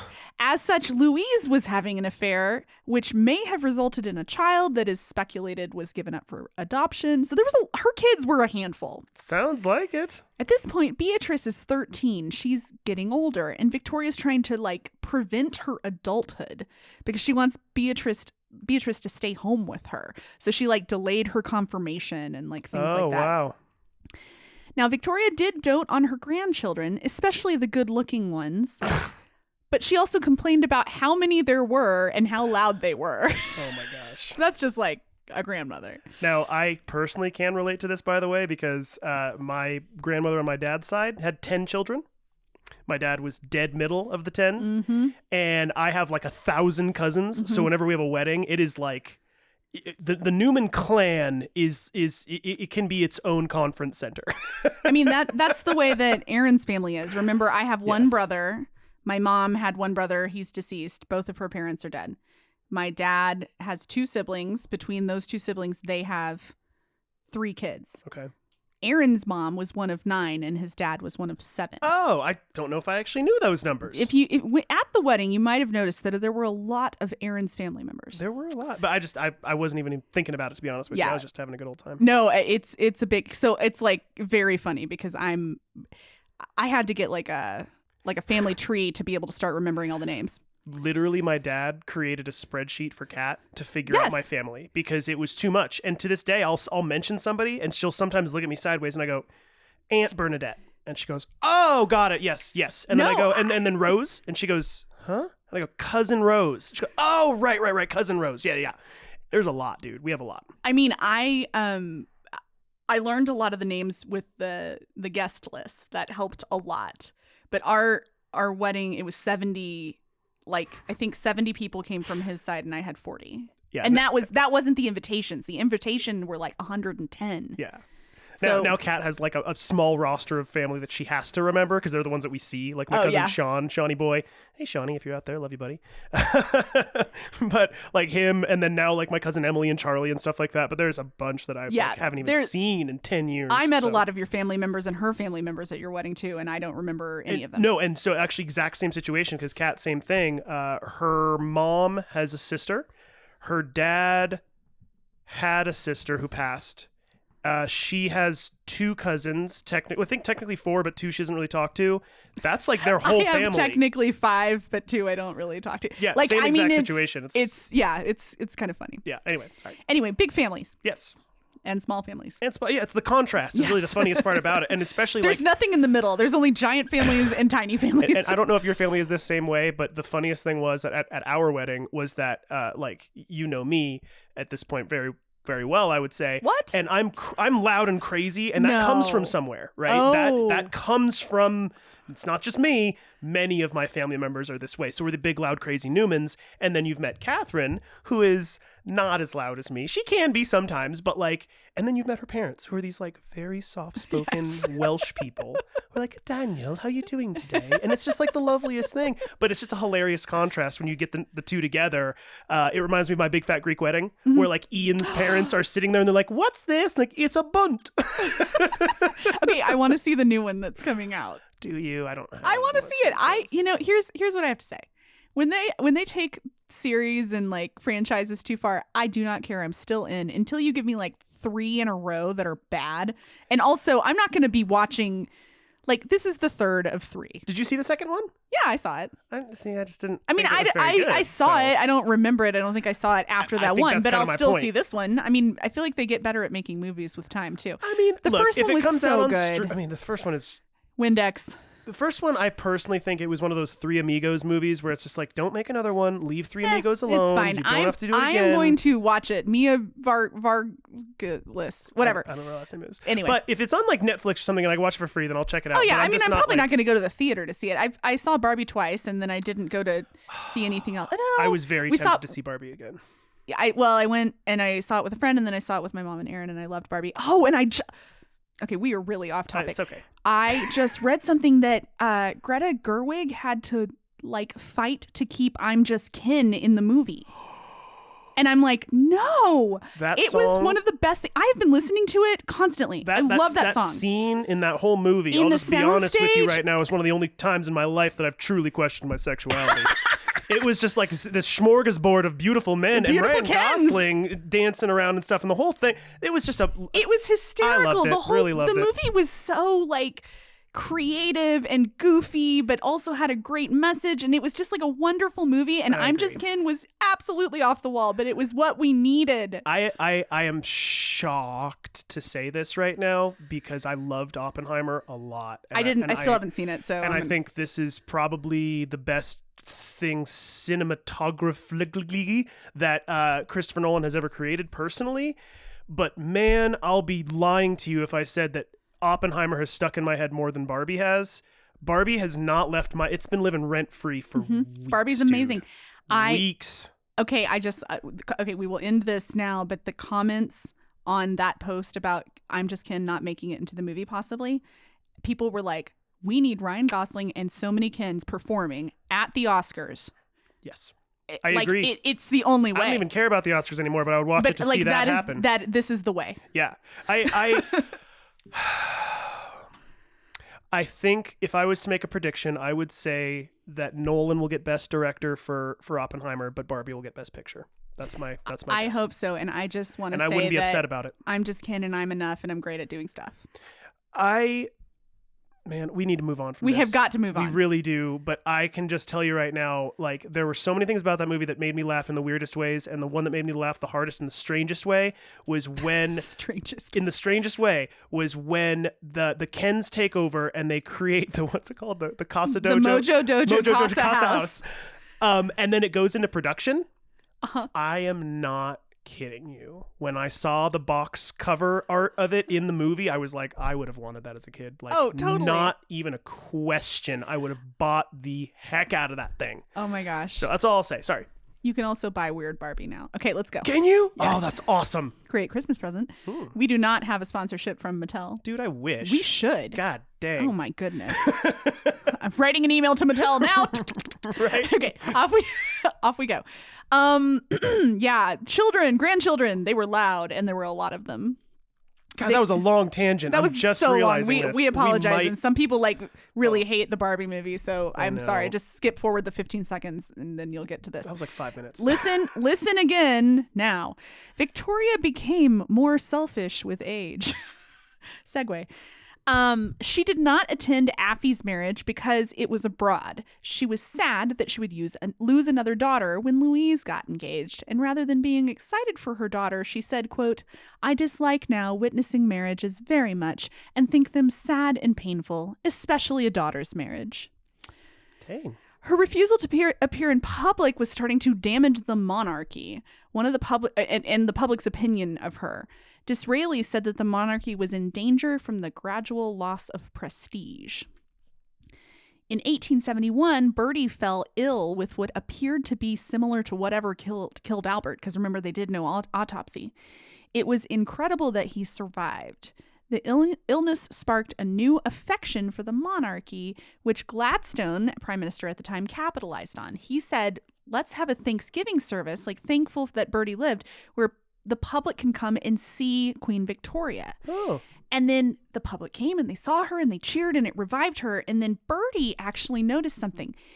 There had been like grumblings. We need a republic. The monarchy is down with the monarchy.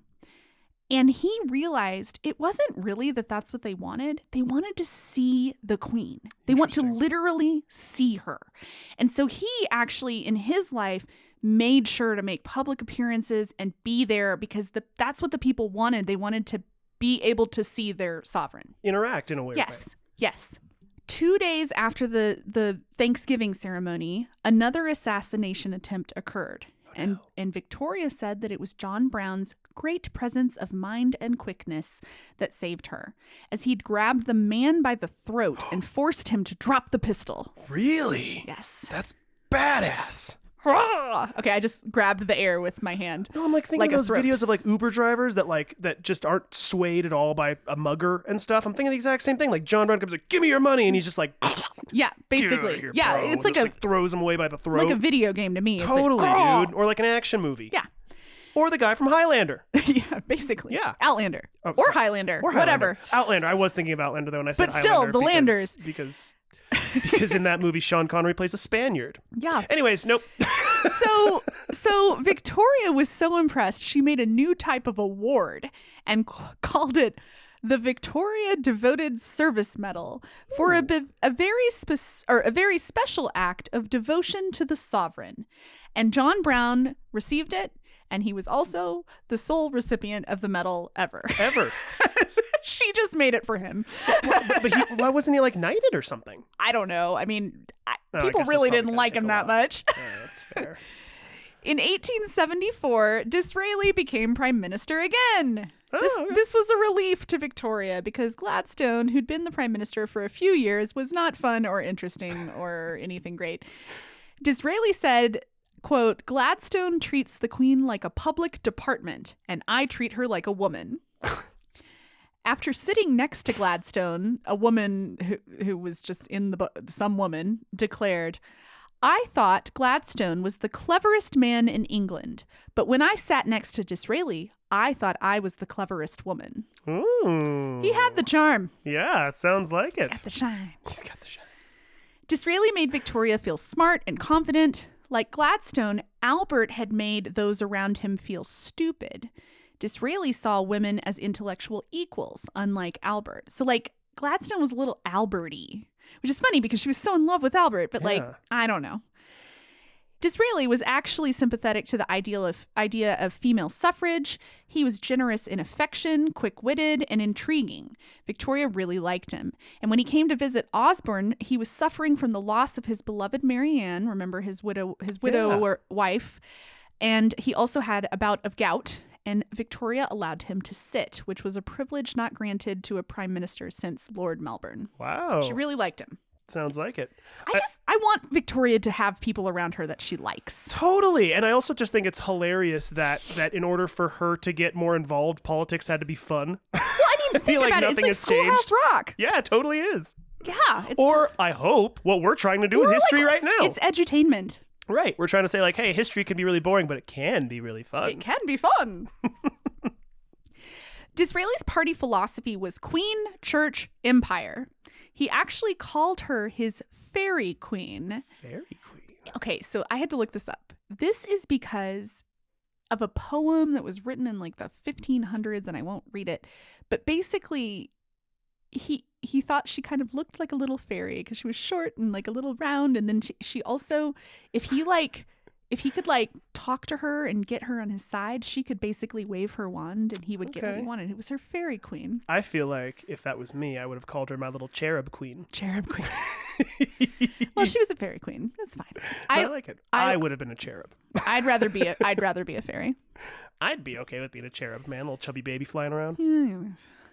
So Disraeli actually bought land to simply please Victoria, which included half of the Suez Canal. It was on sale because like this Turkish guy that owned it was like broke, and so he bought part of the Suez Canal. Is on sale. It worked out.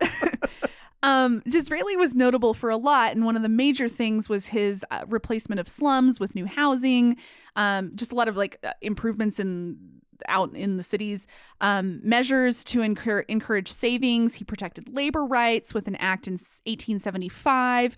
It included something where laborers could have the same recourse as employers if contracts were breached, because I guess that if there was a contract, the laborers would just kind of get screwed, but the employers would get whatever was promised in the contract. He made, this is interesting, kind of timely, he made peaceful picketing legal, so they could like actually peaceful protest. Yes, That's very cool. Tenants could be compensated for improvements to property. So I think, although I will say really quickly though, this was 1875-ish, around there. So not to put too much. What am I thinking of? Steam into our bellies. Not to inflate ourselves too much. That's what I was going to say. America did do that 100 years earlier. Oh, well, just a little flex. very fancy. Everybody very just fancy saying out in the UK, we said, yeah, you can protest 100 years prior. So. Wow. Put some air in our sails. I don't know. I'm just saying, America's pretty great in that way. Well, just joking around. Disraeli also made pavements and street lighting mandatory under the Public Health Act. All new buildings had to have running water and drainage. The Factory Act of 1878 ensured no children under 10 would be allowed to work. 10 to 14-year-olds could only work half a day. Women could only work 56 hours a week. That was the max. The maximum. Also, only. Yikes. Only 56 also, hours. Yikes. All of this was for the people, but he made some laws simply to please the Queen.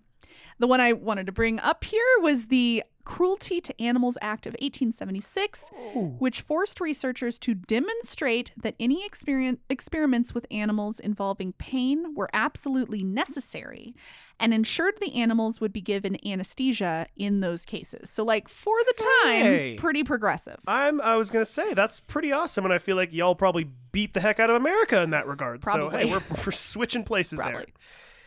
He also made Victoria Empress of India. This was on May 1st, 1876, and it was mostly because she needed to be sure she had royal precedence over her daughter-in-law, who was addressed as Her Imperial Highness in Russia. And also her own daughter was going to become an empress when her husband inherited the throne. So she needed to make sure she was an empress too. Interesting. So Empress of India. Empress of India. And it was one of her proudest days. That's unfortunate. Well, that's made her feel very good. I'm glad it made her feel good. I can say there were millions of others that didn't feel Wasn't the same so great, way. Yeah. But yes, she was the Empress of India. In the end, though, Disraeli, through a series of mistakes, lost the confidence of Parliament and was voted out a second time. Oh. At this point, he was older and he was rather ill. He was like 75 almost.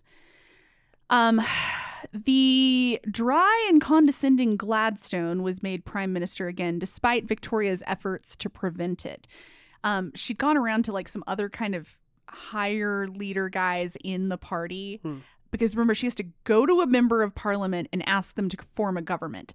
So she went to, I can't remember their names. She went to two guys who were younger and less experienced. And they were both like, no, why aren't you picking Gladstone? And she was like, oh, Because he sucks. she's like, I hate that guy. So anyway, he became the prime minister again, unfortunately for her. I mean, little flip-flopping here going on.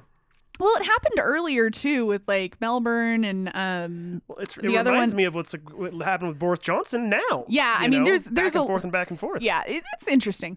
So anyway, Disraeli, at this point, though, about a year later, he got sick with bronchitis, and that ultimately took him out. He died on April 19th, 1881. It was devastating to Victoria because she'd formed such a friendship with him. They had often, over the years, sent each other flowers, and the primrose, the simple primrose, had become a symbol of simplicity and humility for them. Ironically, though, Gladstone, he'd known Disraeli for a really long time, and he was like, he preferred lilies. He'd just been humoring the Queen, but I don't know if that's true. He was just kind of dry and a bah humbug, I guess. I don't know. But I think that when you live such a long life, it has a lot of ups and downs. In 1873, Alice's two sons, Ernest and Fritz, were playing hide and seek. Alice stepped away for a moment to like call a nurse or nursemaid or something, and Fritz, who was a toddler, climbed to the windowsill and fell out of the window. Though he'd not broken any bones, he was a hemophiliac and he died of a brain hemorrhage. No. So let's talk about hemophilia for a minute because this is the second time I've mentioned it. Yeah. Victoria, they call it the royal disease. And I'm going to just, I found a website that's the National Bleeding Disorders Foundation, and it explains it because this is the easiest way.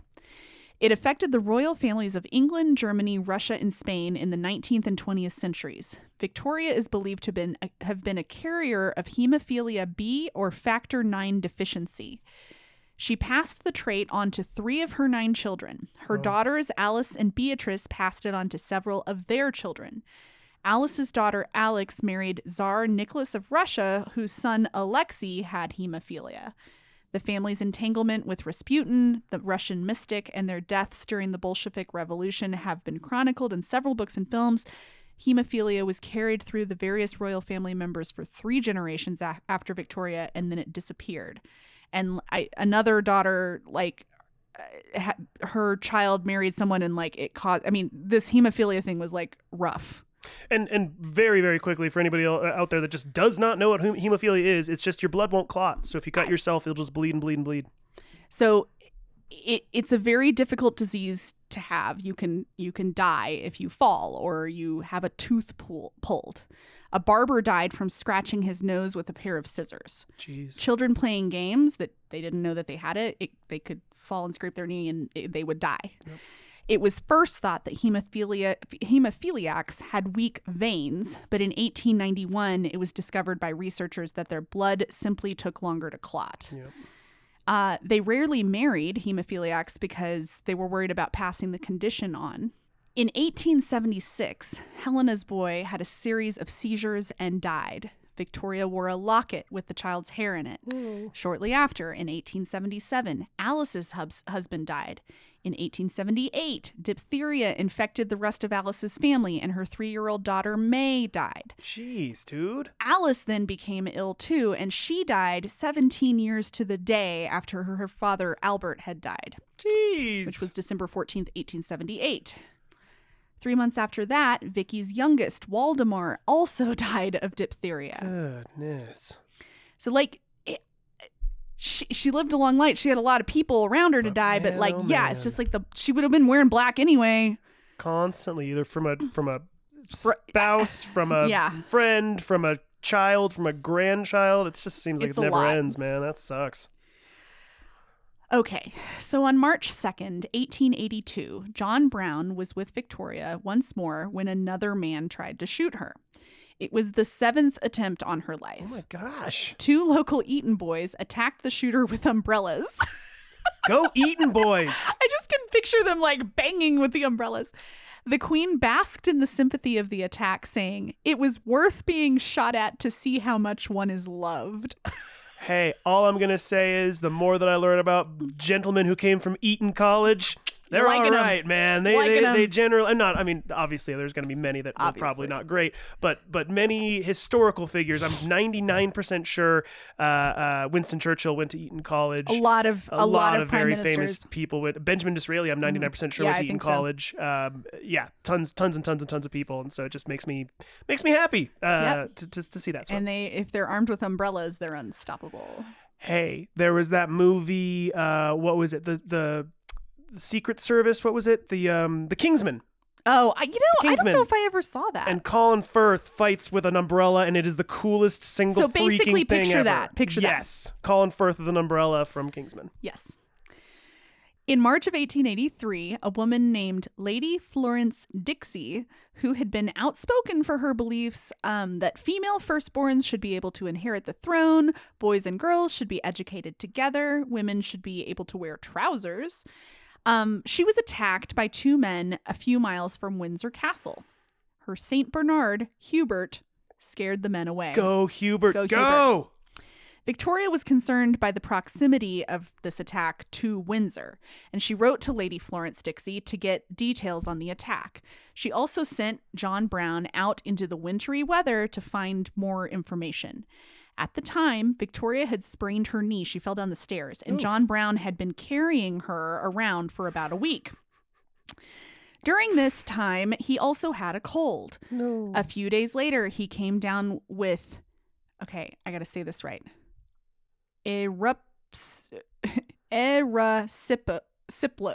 Erysipelas. Erysipelas.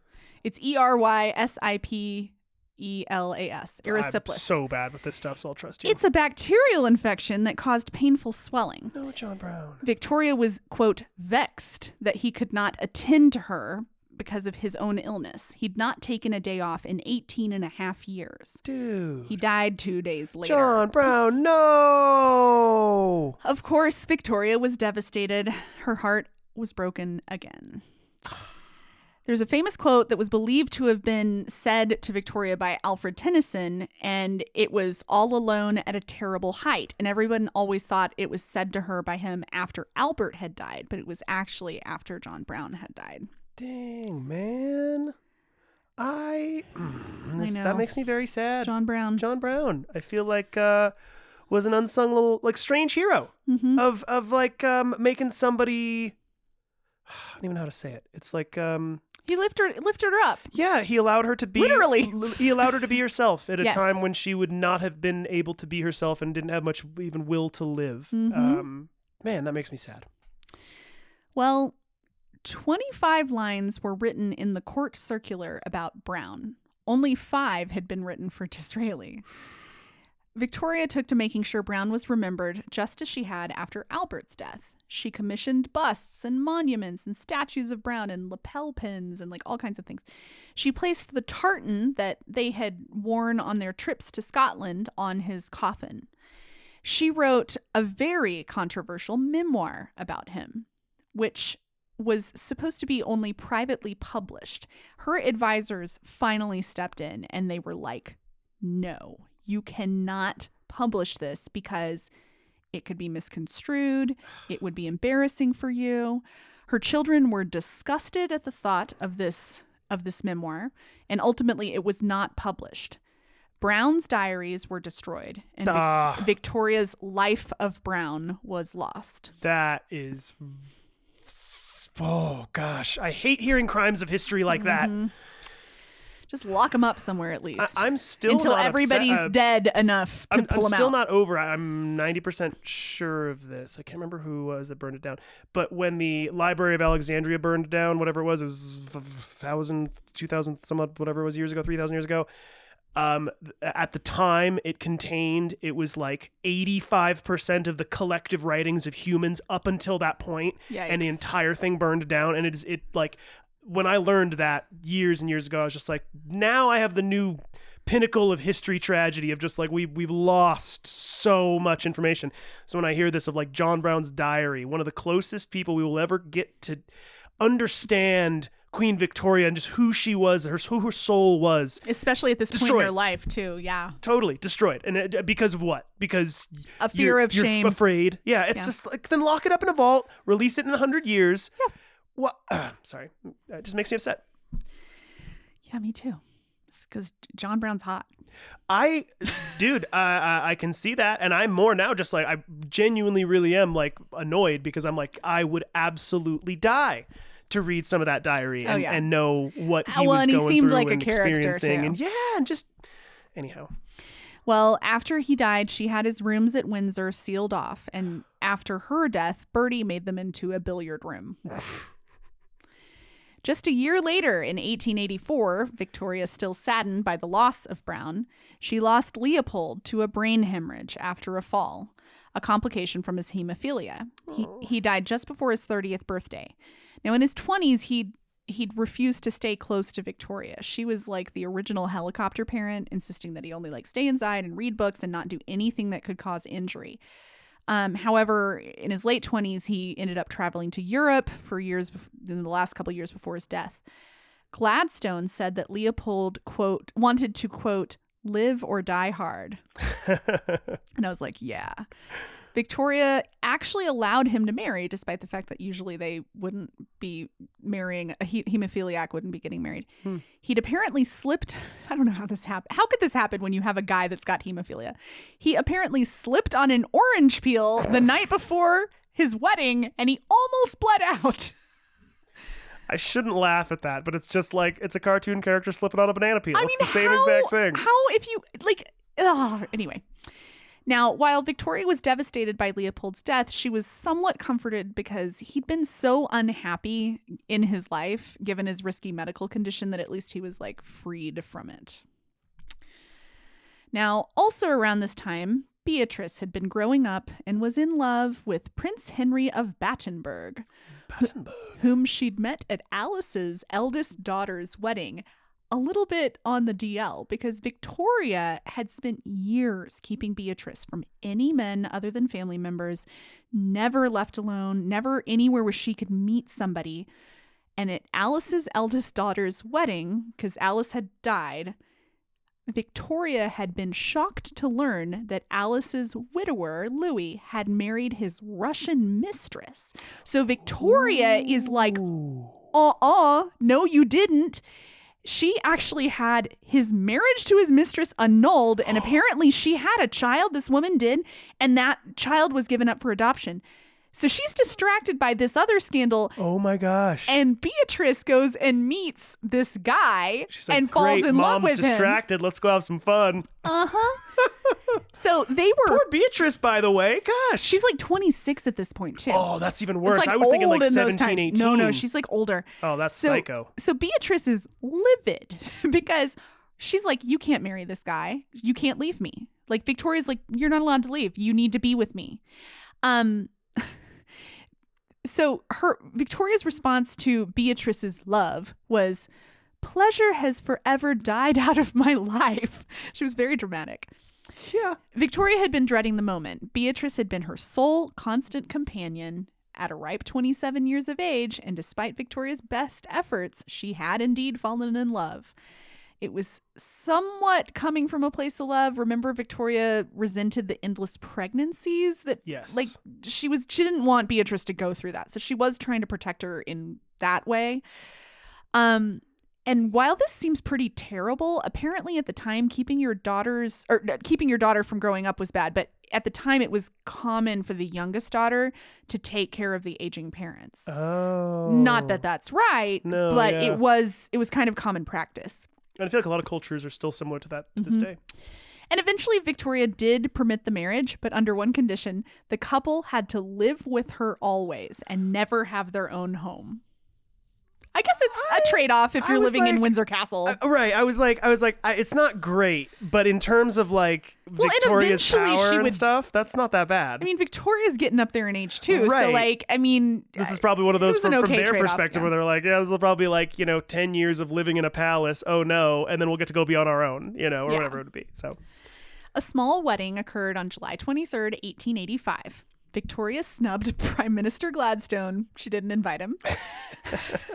Beatrice wore white lace and orange blossoms, just like her mother I was had. going to say the lace was brought back by Victoria. She also wore Victoria's veil. After the wedding, Victoria was utterly miserable. Oh. The night of the wedding, she prayed that Beatrice would be happy living there and would never leave. Luckily, she actually liked her spirited son-in-law. His nickname was Lico. Lico, that's kind of a cool name.